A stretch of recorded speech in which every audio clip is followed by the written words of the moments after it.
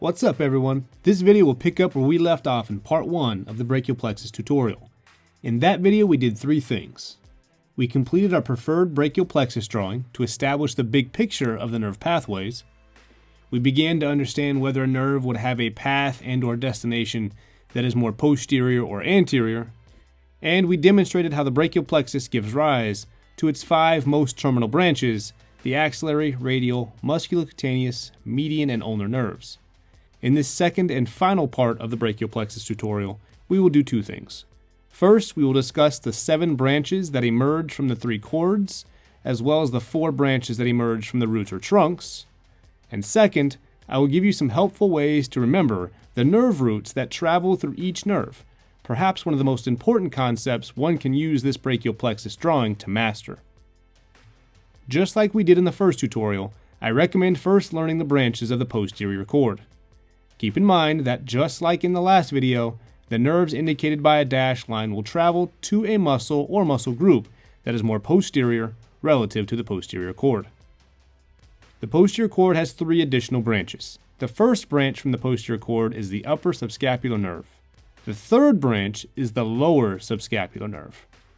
Remember, the posterior cord is deep or posterior to the axillary artery within the axilla, the armpit. Therefore, it is not difficult to understand where these nerves are headed. The upper and lower subscapular nerves travel posteriorly, deeper into the axilla to innervate the subscapularis muscle. The lower subscapular nerve also innervates the teres major muscle, which would be immediately below or inferior to the subscapularis muscle, as teres major approaches its distal attachment to the humerus. The second branch of the posterior cord is commonly called the thoracodorsal nerve, but on occasion I've heard it referred to as the middle subscapular. Again, as the last of the structures that branch from the posterior cord, it has a posterior trajectory toward its destination, the latissimus dorsi muscle of the extrinsic back. Now for the 3 branches that commonly emerge from the medial cord. Notice these will be solid lines, so they will not have any significant posterior path and can be seen in the laboratory from an anterior perspective. It is also very helpful that each of the 3 nerves has the first name medial. The medial pectoral nerve emerges first from the medial cord, travels anteriorly, often piercing through pectoralis minor before reaching pectoralis major. It commonly contributes to the innervation of both muscles. Then we have the medial cutaneous nerve of the arm and the medial cutaneous nerve of the forearm, also known as medial brachial cutaneous and medial antebrachial cutaneous. As the name suggests, these innervate the skin of the medial arm and the medial forearm. Lastly, the lateral cord has only one additional branch, the lateral pectoral nerve.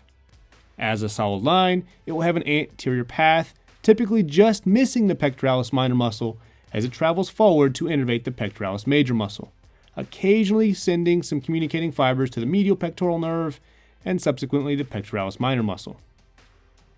So let's have a quick review. As you can see, we have added 7 additional branches from the 3 cords.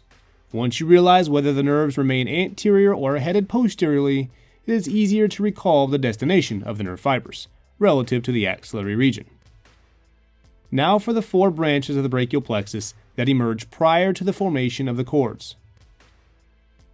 The dorsal scapular nerve emerges from the C5 root and courses posteriorly to the levator scapulae and rhomboid muscles. Notice the dashed line. The suprascapular nerve emerges from the superior trunk and courses posteriorly to the supra and infraspinatus muscles, again a dashed line. The nerve to subclavius muscle also emerges from the superior trunk, but unlike the suprascapular nerve, it courses anteriorly to the subclavius muscle.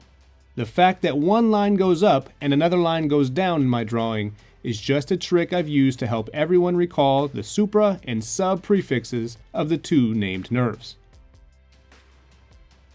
Finally, let's draw the ever-popular long thoracic nerve.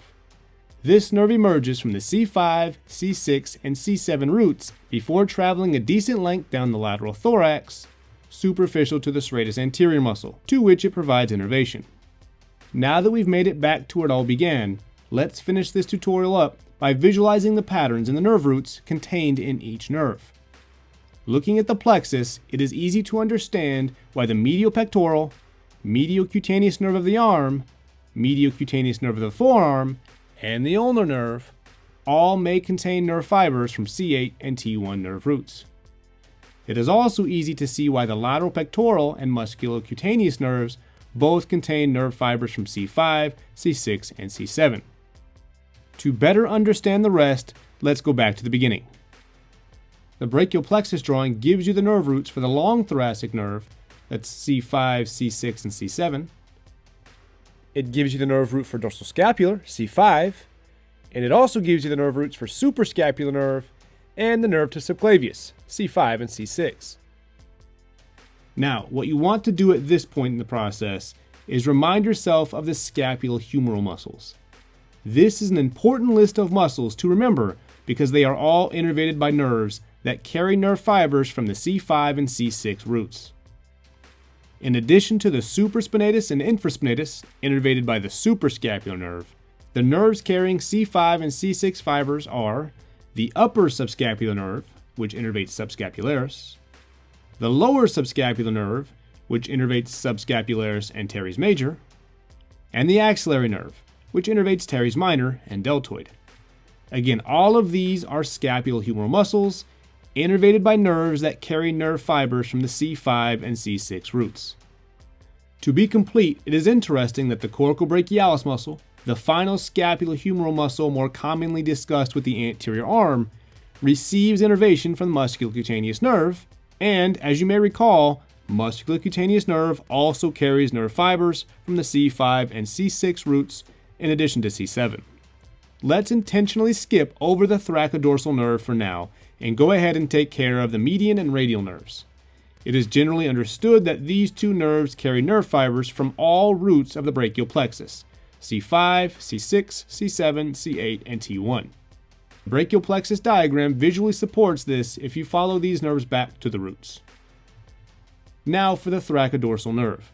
We need a way to remember that thoracodorsal nerve does not receive nerve fibers from C5 or T1.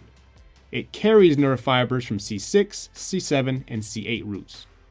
I think we can all agree that C5 has been the most overused nerve root throughout the brachial plexus. It had quite the role in specifically innervating our scapulohumeral muscles and has been included in several nerves thus far. In terms of the narrative of this tutorial, it's used up. Now for my rationale as to why thoracodorsal nerve will not take nerve fibers from the T1 root. In addition to T1's cutaneous innervation of the axilla and medial arm, T1 also provides a considerable number of nerve fibers to and from the muscles of the hand to control adduction and abduction of the 5 digits. Knowing this, it isn't difficult to realize why T1, the other end of the brachial plexus, also seems to have its work cut out for it, as it distributes a considerable number of nerve fibers to the hand. Again, this was just a way to remember that the thoracodorsal nerve, the nerve that innervates the relatively large latissimus dorsi muscle, specifically carries nerve fibers from the middle of the plexus, C6, C7, and C8. Alright everyone, that will complete the final video of the brachial plexus tutorial. Any questions can be addressed in the comments. Definitely teach this to someone else and share this video.